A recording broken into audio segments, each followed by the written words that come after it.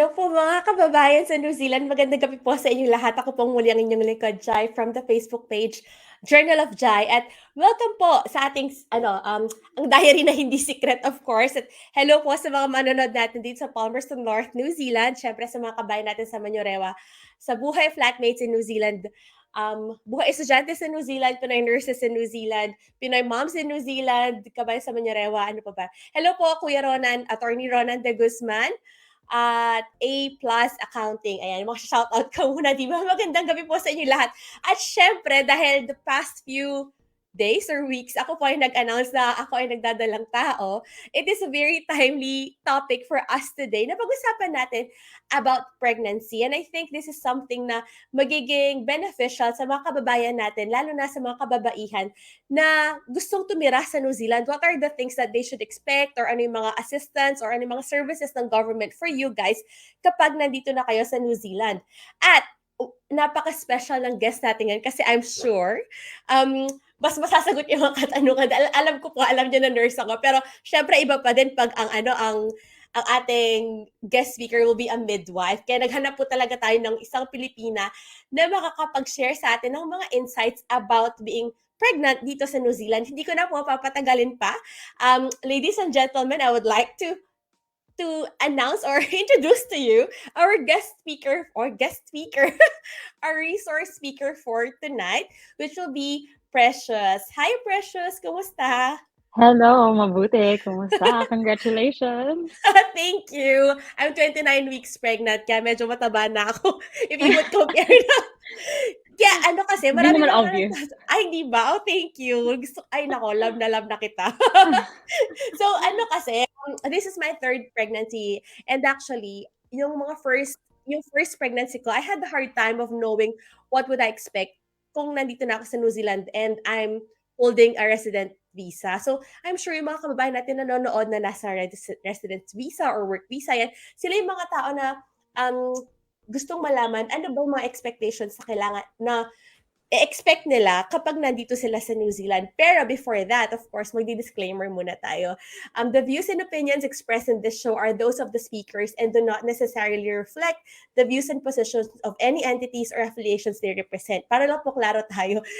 Syempre, may mga private work po kami at wala po silang kinalaman dito. This is just a part of us, mga kababayan ninyo na gustong mag-establish at gusto mag-information dissemination para sa mga Filipino na nandito sa New Zealand. Ayan, just making it clear out there. So Precious, give us a bit of a background about yourself para lang aware yung mga kababayan natin na nanonood sa gabing ito. Sounds good. So, yung name ko is Precious. I am currently working as an LMC midwife here in New Zealand. I am mainly based dito around Hamilton area and just a bit of the surrounding areas then. I am originally from Bohol in the Philippines, and ever since we moved in New Zealand 2014. So I did a year of training in the Philippines, and then we moved here, and I did my full bachelor's degree dito. And that was through Wintec. Yeah. Wow. And then ever since I've graduated, I've been working as an LMC midwife. Okay. Yeah. And I'm based Do you just have your outside of own Hamilton. clinic, Precious? Like own clinic ka na nire-run, or are you affiliated with like the DHBs? I am, because I'm self-employed, so I have my own clinic. Nice. So I'm Bongga. renting out of two places because there's two major areas that I'm working in. So one is in Hamilton. So I'm in Hamilton. I currently have a clinic at the Waterford Antenatal Hub, and then sa Tiamutu naman at Tiamutu Birthing. Wow, So that's yun good yung to pinaka-main areas. proud naman. O, di ba ako kababayan, hindi ko actually, nung nag-post ako sa mga Filipino groups, parang nahirapan ako maghanap ng midwife na Pilipina. Konti lang yung mga names na nandun. And you're one of those person na tinag or kinoment nila dun sa group na yun. And I'm really happy and thankful na nag-oo ka sa invitation to share your experiences and your knowledge about this topic. So thank you so much on behalf of all the Filipinos na nanonood at manonood sa atin, di ba? So, umpisan ko na, hindi ko napapatagalin ka kasi I'm pretty sure busy ka. Baka may mga kliyente, pasyente ka na mga anak anytime. So, Precious, the first question I have for you for tonight will be, what are the signs and symptoms of pregnancy? Like, ano yung mga ma-expect ng isang babae kapag siya ay nagdadalang tao? For most people, it varies a lot. Some people don't have any things, and then yung iba naman, they have a lot of variety of things. So I Okay. guess for most people, how they find out they're pregnant is pag na-miss nila yung period nila or delayed yung period nila. For some people, they feel bit of fatigue. Yung iba naman, irritability, sensitivity to smell, to different people, even Mhm. to breathing ng partner nila, they get really sensitive and Wow. irritable about it. Some they nanonotice nila like, have they feel like their breasts are getting like fuller and heavier. Just Mhm. different, and some like yung nausea, yung vomiting, Mhm. just different aversions. Yeah, it's a wide variety of symptoms. So, wala talagang parang checklist na, eto, and then I'm pregnant. It's definitely different from all people, 'no? Very different. Yeah, I've looked after a few that they find out from like very early on. Yung iba, they don't find that they have any pregnancy symptoms. That's why some people parang very late lang nila na-discover ng Oh, pregnant sila. So, oo, even if like, it doesn't matter, first pregnancy, second pregnancy, subsequent pregnancies, oo. paiba-iba talaga. Oh, okay. Wow, that's interesting. Ano yung pinaka parang weird or latest, I mean, hindi naman latest, parang anong trimester yung parang, mashi-share mo sa'min na parang, wow, third trimester, second trimester, ngayon mo palang nalaman na pregnant ka. May mga gano'ng instances ba? Yep, I've had one, I think must have been this year. Pinay din siya. She didn't, second baby, and she didn't find out she was pregnant. She was maybe about 20, past 20 weeks. What? Ano ba yan? Sana Yeah. okey lang si ate na nanonood. Grabe! There, yeah, Parang very good normal lang outcome. lahat, Reunion na 'no? lang siya. Yeah, Wow! absolutely. Nakakaloka. Kasi ako naramdaman ko agad kasi nahihilo-hilo ako yung mga gano'ng sintomas. So, that's really good to know na iba-iba pala talaga expect natin kapag nagbubuntis ang isang tao. Oh, by the way, tanong ko lang, are you single, Precious, or are you married or Yeah, with I kids? am. You are. Okay, just making Yeah. sure kasi baka mag-assume ako dito mali-mali yung assumptions ko, 'di ba? Okay, sige, okay. That's good to know. Well, thank you. So, the next question, since napag-usapan natin ng signs and symptoms of pregnancy, basic naman yung mapag-uusapan natin. I'm sure may matututunan yung mga kababayan natin. The next one would be basics of what to do next if kunwari na-miss ko yung period ko, tapos nag-check ako ng pregnancy test sa bahay using yung ihi, the urine test, 'di ba? Yung nabibili po sa mga Countdown or Spack and Save, yan. Ilang test ba dapat yung kailangang gawin sa bahay? Is one Technically enough? isa. Yeah, Basta may isang technically positive? isa. Yep. But obviously kasi yung sa urine testing na test kit is not as sensitive. So yung Mhm. iba, it picks up like positive or negative siya. And then if you do like a blood test, it will tell you a bit more if like positive or negative ba talaga siya. We've had a few clients na Mhm. nag-report sila na nag-pregnancy test, and then Mhm. we do a serum blood test, and then like hindi sila pregnant din. So So puwede it's not palang ano, 100%. fake, oo. Yes. Hindi pala hundred Um, percent yung pregnancy test. not quite. Yeah. Oo, But not yet. technically isa. And then if you feel like if you test one day and then you feel like you still have more symptoms, and then Uh-huh. maybe do another test pag negative. Okay, that's good to know. So, first things first, kung may sintomas na ako, nag-check na ako, tapos nag-check na ako ng ihi ko using the pregnancy test kit.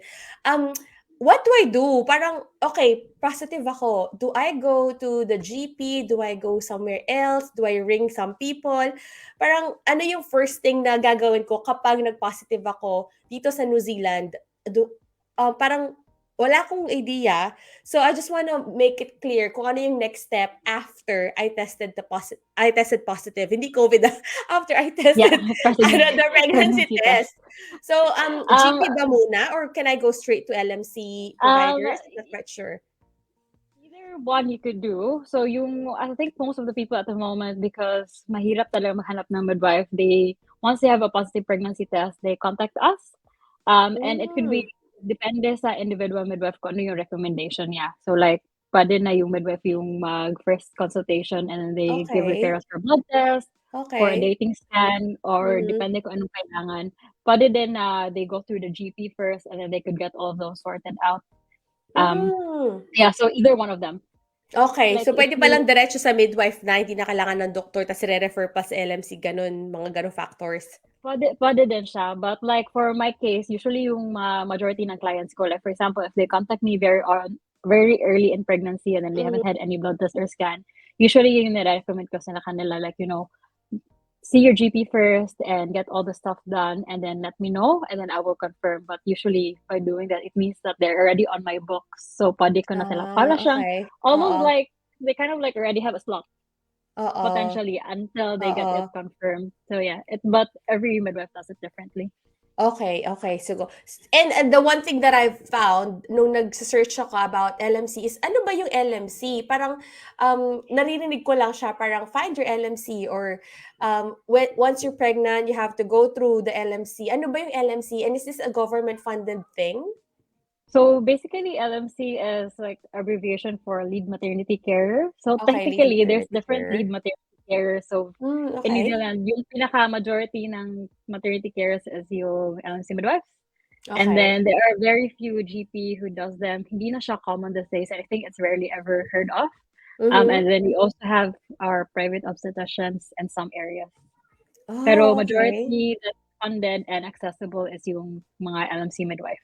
Okay. So, pag kinontak ka namin, kunwari lang, nabuntis ako, nag-positive na ako, and then nag-search na ako, LMC, ikaw, nakita kita, okay, I wanted to contact you, nag-touch base tayo, magbabayad ba ako sa'yo cash or card or how does it go? Technically, as long as your category kasi for kung sino yung eligible Funded? for maternity Ah, funding, okay. Oo. slightly different yung category niya compared to just the general health funding.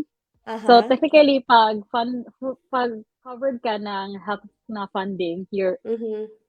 automatically entitled to the maternity benefits. So yung Okay. government na yung magbabayad sa amin. Okay, okay. I think, But okay. yung iba, there's a certain category na that some other people could fit in kahit hindi sila eligible for publicly funded healthcare.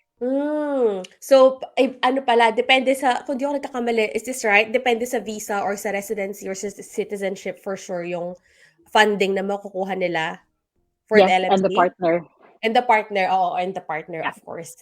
Okay. Thank you. Thank you for clarification. Kasi may mga nagtatanong, what if naka-visit visa daw sila tapos buntis sila? Parang, are they Yes, eligible that's for... it's a tricky question kasi technically based on Ministry of Health, if yung partner nila, like yung baby's dad is either at least eligible for the fully funded healthcare, technically Mhm. eligible yung female partner nila ng Mhm. maternity care kahit na naka-visitor visa sila. Okay. So, very But tricky yeah, pala. it's a bit Kayo tricky. ba ang nag-aano nun? Kayo ba ang parang nagche-check if they're eligible or not? Or yung person itself ang kailangang mag-check somewhere else? Usually either we can or yung GPs. Either way. Okay, that's good to know. Sorry, inuubo ako. That's all good. Ayan, pasensya na. Ayan. Okay, that's good to know. Kasi nga, one of the main questions na laging nakikita sa mga Facebook group natin sa mga Pilipino is, naka-visit visa, pag nanganak daw ba, is funded ba ng government? Pero that's good kasi depende pala sa visa ng babae plus ng partner. It's not just the visa of the woman itself in that Yeah. case. Okay, thank you Yes. so much. Ayan, next question, how to access LMC services. Now, usually kasi sa GP ako nagwo-work, Precious, no, inire-refer namin sila sa dito sa Find Your Midwife. Pero I'm not quite sure. Is there any other websites na pwede na lang i-check or paano namin makita kung sino yung mga midwife sa New Zealand? Search lang ba namin sa Google yan tapos may list na nalalabas? Usually yung pinaka-extensive na list is Find Your Midwife na website because it Okay. will tell you kung sino yung available for certain months at certain Mhm. locations. But in Mhm. saying that, not all midwives have their profile in there kasi yung iba just by referral, like yung previous Ah, client niya na yeah. nag-refer, a previous family, like a Okay. family member or something. Oo. As long as they Okay. have the contact details, technically they could contact us. And Okay. yeah. That's good to know. So, find your midwife. Yung ano naman yung difference? Kasi ito pa yung nakita ko na isang question sa Pinoy Moms in NZ. Parang midwife versus OB. Kasi sa Pinas, hindi naman tayo parang midwife agad. Parang OB muna or OB agad tayo, di ba? So, what are the difference if magmi-midwife ako or pwede ba akong dumiretso sa OB dito sa New Zealand? Um, Technically, hindi siya, it's a no. Because Okay. we could only, kasi yung mga obstetric doctors natin, most of them anyway are also under the hospital. So if we need Hmm. like, midwives do referrals to obstetricians if there's Okay. any indication. But in saying that, like I think in Auckland, may mga private obstetrician. So there are some women who go through to them, but very rarely. That's very, I think it's only accessible in those areas. Hindi siya So hindi accessible siya everywhere parang else. oo, nationwide. Yeah. So, kung mag-o-OB pala kunwari ako, ay ayoko ng midwife kasi sa Pinas alagang alagang OB ako, magbabayad ako sa midwife I mean sa OB kasi I think kasi consultant sila 'di ba, in that sense or Yeah. specialists? So yung mga obstetrician in Auckland that are available, private sila. So babayaran Wow. lahat. Yeah. May fair idea ka kung magkano sila? Parang No range? idea. No No idea. idea. Sorry. Okey As far kasi as I know, it's quite costly. oo, kasi yung parang eto po, don't quote me, pero 5 years ago yung isa kong katrabaho parang dumiretso siya, sabi niya nasa 5,000 pero 5,000 New Zealand dollars. So, hindi ako sure kung ganun ba talaga yung range nila of the cost kung didiretso sila sa OB rather than just finding a midwife. Kasi technically, midwife are like professionals dito sa New Zealand na who could do the whole process itself at kung kailangan naman na i-refer sa specialist, then you do that as well, right? Yeah, that's correct. Yeah, So not okay. necessary. Yeah, there's just very, very few cases. Oo, few cases, yun nga. Siyempre kasi sa Pilipinas agad doktor tayo kaya Mhm. maninibago yung mga kababayan natin na, "Ay midwife parang ano ba 'to, midwife lang." Mga gano'ng factors. Oh, that's very good to know or thank you so much. Sa mga kababayan natin, you can see the link po dito yung www.findyourmidwife.co.nz. Sabi nga ni Precious, nandiyan yung mga list ng mga midwives na kung kailangan niyo ng maghanap ngayon. Is it, kailangan ba na as early as you can 'pag once you find out na pregnant ka is maghahanap na agad ng midwife? Parang dapat I ba? would What do you think? recommend. Yeah. You would Yeah. recommend? Is it very Yep. hard to find a midwife these days? It is very kasi like for me, I only take like about 5 clients per month. So pag Hmm, yung iba, they contact us once they've had like a positive pregnancy test, and that oo. could easily fill out talaga. Oh, So wow. yeah, I would recommend once na ano, positive sila, or at least like once they've had a blood test or something, they should Uh-huh. contact. Don't Okay, definitely okay. wait until later on kasi halos wala na talagang mahahanap. Oo, kasi parang may mga kababayan din tayo parang hintayin na lang, parang chill lang sila, hintay-hintay lang muna sila tapos parang, "Oh no, malapit na," pero wala pa silang midwife. Parang ano na lang mangyari sa kanila 'pag gano'n 'no? Um, Yeah. Eto pa isang question na usual na nakikita natin sa mga group natin na sa mga Filipino group natin. Birthing unit versus hospital, which one is the best for me? Kasi dito sa New Zealand, it's something na I find it parang interesting kasi nga nung sa first nanganak ako is parang hindi naman in-offer, in-assess ako ta's parang in-offer sa'kin, they want to have a home birth or birthing unit or hospital. Kasi 'di ba may mga midwife na mas preferred nila sa bahay manganganak, gano'n? What is your stand or what is the practice that you do in this case? Ikaw ba nagpapaanak ka sa bahay? Um, Personally, for me, yung belief ko is like birth wherever you feel the safest and most comfortable. Okay. So either, yeah, yun nga, either home, a birthing unit, or at the Mhm. hospital. So it depends on the woman kung ano yung preference niya talaga. But Okay. in terms of like evidence and what we know, na if Mhm. you have like a normal pregnancy, if you're a well woman, you will have better outcomes if you either birth at home or at birth Oh, unit. wow. Okay. But in saying that, not all areas have birth units. Oo. Hindi, yeah, not all places. We were lucky here in the Waikato kasi we have quite a few options. So I Mhm. personally, to be honest, I'm okay. I feel comfortable regardless. I don't just um offer home birth as a routine thing Mhm. just because yun yung napag-agreehan namin ng work partner ko. So we Okay. do our birth at birth units or at the hospital. Pero yun nga, yung ibang midwives, they only do like home births or Oo. ano iba't iba yung philosophy. Oo, kasi So, meron pa akong nakita parang water birth. Nagpaanak ka na ba sa tubig? Curious lang ako. yes, yeah. Yeah, you did. Wow, how was it? Parang nakakakaba yun. Usually it's fairly nice and it's more relaxing environment Oh, yeah? in most cases. But yeah, it's something that not a lot of people, well, a lot of people are Comfortable with, 'no? comfortable, but hindi Yeah. lahat. Yeah, and Oo. I think for me, because like especially with I had look after a lot of migrant clients, So majority sa kanila, they're so used to the idea of birthing at hospitals. Oo. So yung majority is they prefer to birth at hospitals, but there are some who are Okay. interested in doing birth Oo. units. We we Oo, try to that's make it as comfortable as we are, kasi sa atin regardless. emergency CS agad 'pag may konting ano lang. Siyempre sa Pilipinas 'di ba parang, ay ano, parang matagal na yung labor, ako ay i-CS na yan kasi parang pera-pera lang din. Pero it's really good kasi sa first sorry, kasi lagi kong shine-share yung personal That's experience all ko. good. Nung kay Gary kasi, I really opted na sa bahay lang. Kaso sa parang, sabi nung midwife ko, let's do it sa birthing unit para lang mas safer environment and may mga gamit sila. So dinala ko sa birthing unit. Kaso parang prolonged hindi siya nagde-descend. So, parang inambulansya ako papuntang Middlemore.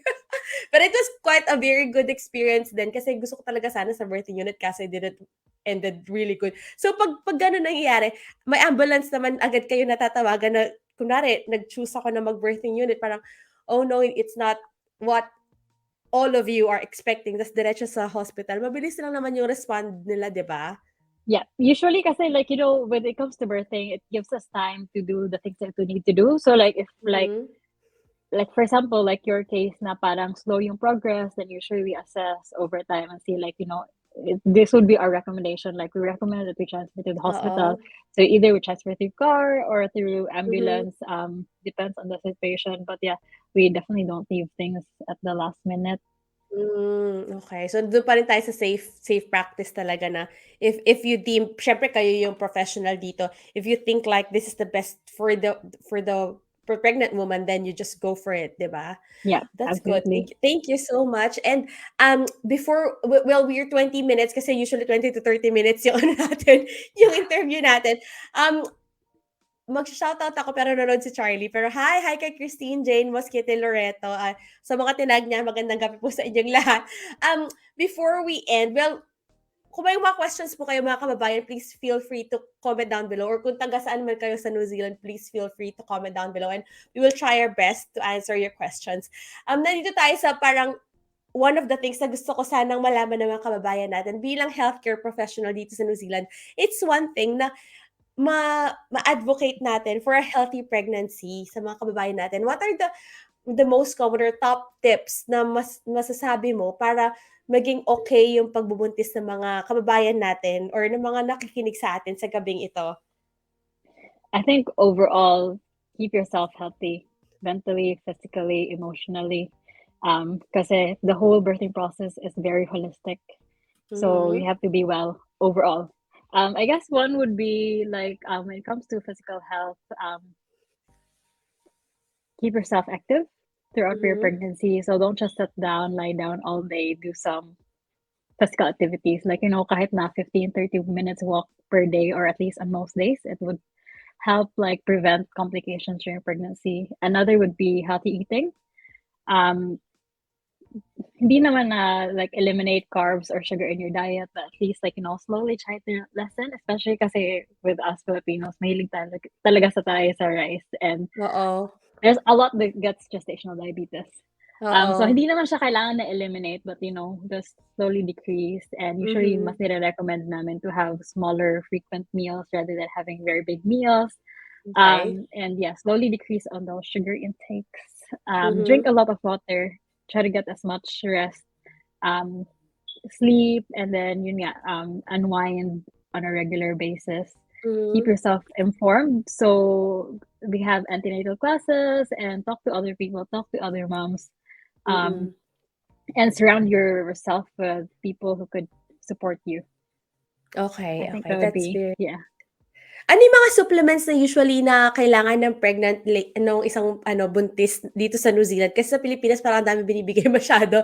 Meron bang specific dito sa New Zealand na these are the recommendations na binibigay niyo as a midwife?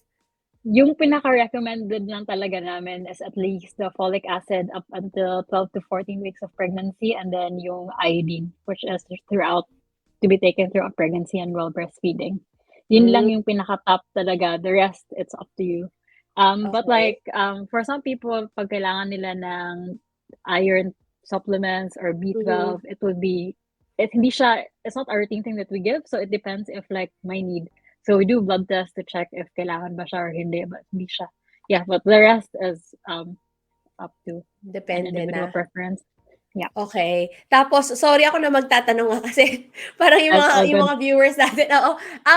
Sa scans, sa mga ultrasound scans, do you request the scans, and how many scans usually ang parang i-expect naming mga buntis na nanay kapag we found out na pregnant kami dito sa New Zealand? Kasi sa atin, hindi ko alam sa Pilipinas kung ilan, pero dito sa New Zealand, usually ilan ang rene-request niyong ultrasound, and binabayaran ba namin 'to, or funded, part pa rin ng funding 'to?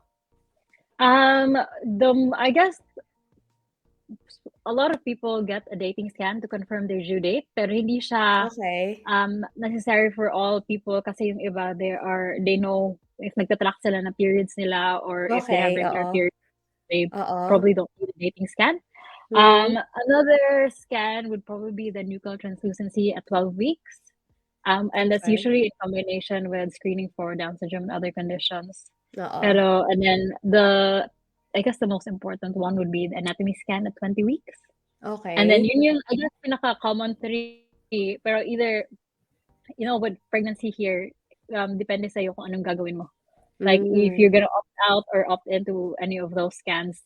And then after that, like growth scans or any follow-up scans, depende na siya pag may clinical indication. So hindi Okay. like yung 20-week scan would be what we call the last routine scan in pregnancy na talaga. Okay. It is funded, but in a lot of places you have to pay extra, and then Mm. magdedepende siya on the scan place that you go to and your area. Mm. I think there are areas na completely free. Here in Mhm. Hamilton, may mga I think some places charge us for between $20 to $60, depends on the Oo. scan. Oo. Yeah. Okay, that's good. So, usually dalawa lang. Tapos nabanggit mo kanina yung Down syndrome check, Down ECLABU. syndrome screening. Nakukuha, oo, yung screening na yun, is that, through ultrasound din? Or may It's generally a combination of tests. So, first trimester na screening, it's a combination of blood test at saka scan. okay. Yep. And Oh, then there's usually another option with second trimester screening na blood test lang. So, it depends oo. on the timing and anong preference nila. Okay, okay, that's good. Tapos meron pa, sorry ang dami kong tanong, naka-ready talaga That's ako all ng good. mga ng mga tanong ko, 'di ba? Kasi usually din kapag nabuntis, kasi dito sa New Zealand legal lang abortion, is that true? Yeah, that's So, correct. usually hindi naman kunwari, pero as a nurse kasi sa practice ko sa GP, kapag gusto nilang i-terminate, hindi ko sila tinitignan. Pero ang midwife ba nagte-terminate? It's just a very curious question, ha. Um, Very recently, legally pa din na kami we could provide abortion services. Pero it's Okay, up to to the individual. person. Yeah. Yeah, I don't think okay. there very rarely na meron.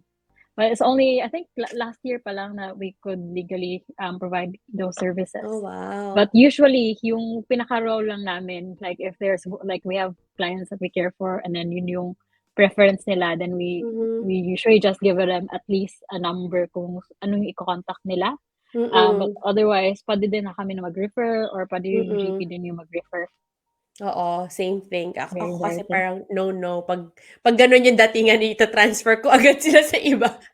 Parang depende din pala sa nagpa-practice, and that's good to hear na at least you do the thing na depende kasi sa tao. Well, we are in New Zealand, wala tayo sa Pilipinas, 'di ba? They have this kind of, laws and all those kind of stuff.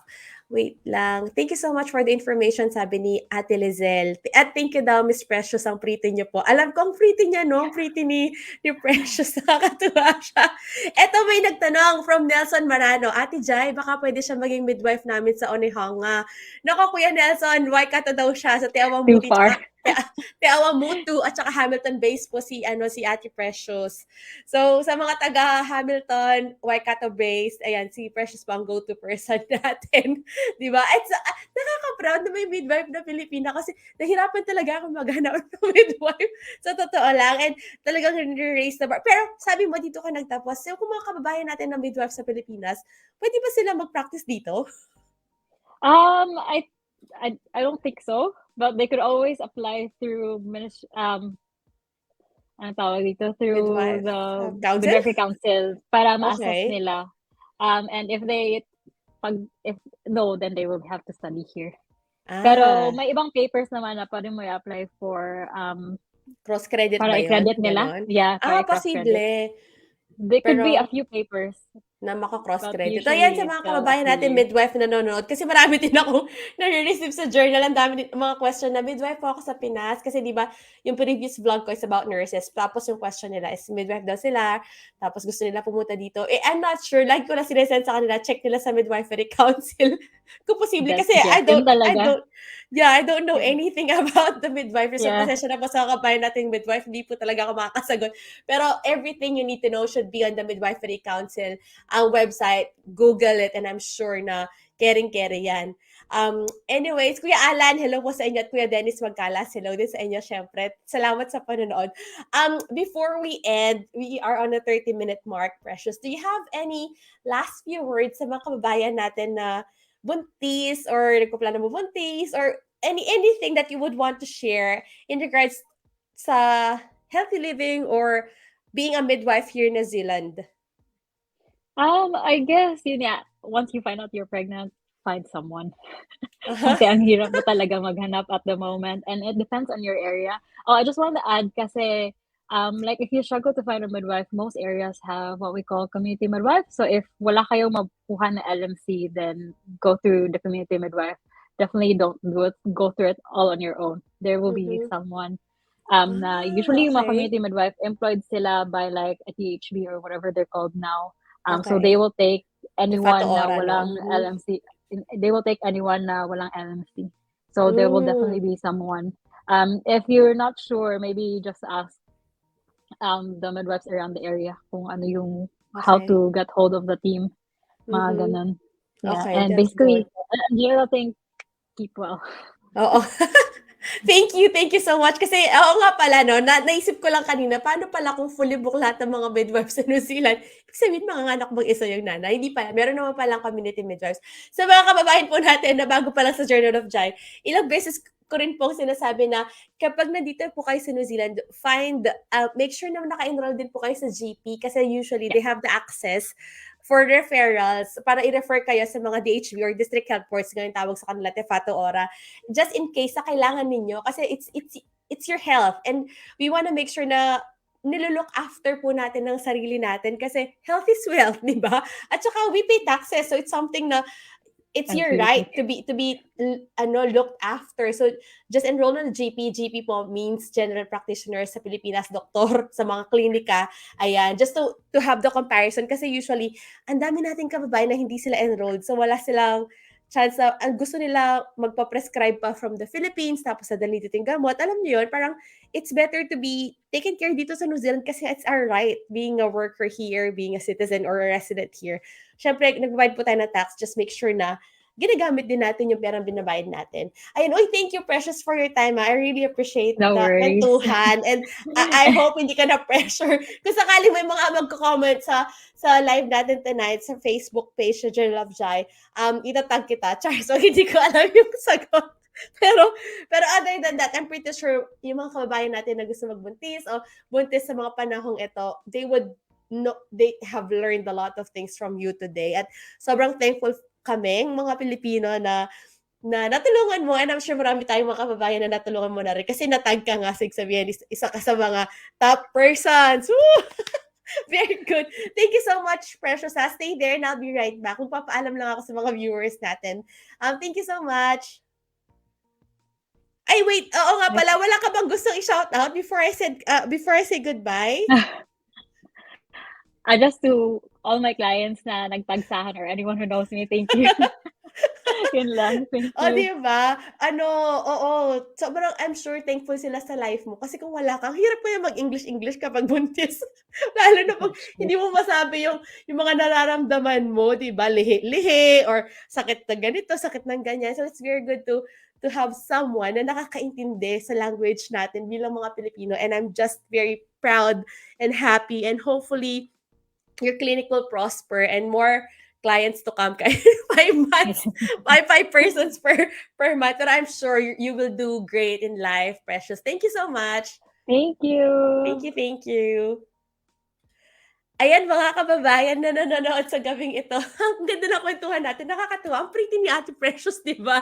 Pero well, thank you so much sa lahat mo na sumama sa'min. Update ko lang kayo sa tiyan ko, 'di ba? Dahil 29 weeks na ako at inuubo-ubo ako. Kinabahan ako kanina before mag-live kasi tumulo yung nag-nosebleed ako kanina before the live itself. Ayan na ako ngayon, guys. Ang laki ko na. Sobrang taba, choy ko na. Pero hopefully, may part 2 tayo next time at pag-uusapan naman natin ang mga postpartum stuff na ano ang mga expectations after manganak. And we have a very good resource guest din for next week. Kaya abangan po natin yan. At syempre, before ako magpapaalam, ito pa aking takeaway for tonight. Being pregnant is a wonderful miracle from God. It is a wondrous moment to have life inside the womb. Kasi it's not everyone, ang mga lalaki hindi naman nakakaroon ng pagbubuntis, kaya it's a great way, it's a miracle that God gave to us. Kaya tandaan po natin, it's a blessing and you are blessed kahit saan ka man ngayon at kahit anong part man ng pagbubuntis ka naroon ngayon. I'm sure you've got this, mom. Okay, stay safe, be kind, let your light shine. Ako po mula yung likod, Jai, from the Facebook page, Journal of Jai. At mabuhay po lahat ng mga Pilipino na nanonood sa atin ngayon. Hinihingal ako, di ba? Nakakapagod ng salita. Pero either way, maraming salamat at kita-kits po tayo next week for the part 2 of this episode na pagbubuntis sa New Zealand. I'm sure marami po tayong matutunan sa ating resource speaker. Have a good night, everyone, and stay safe. Bye!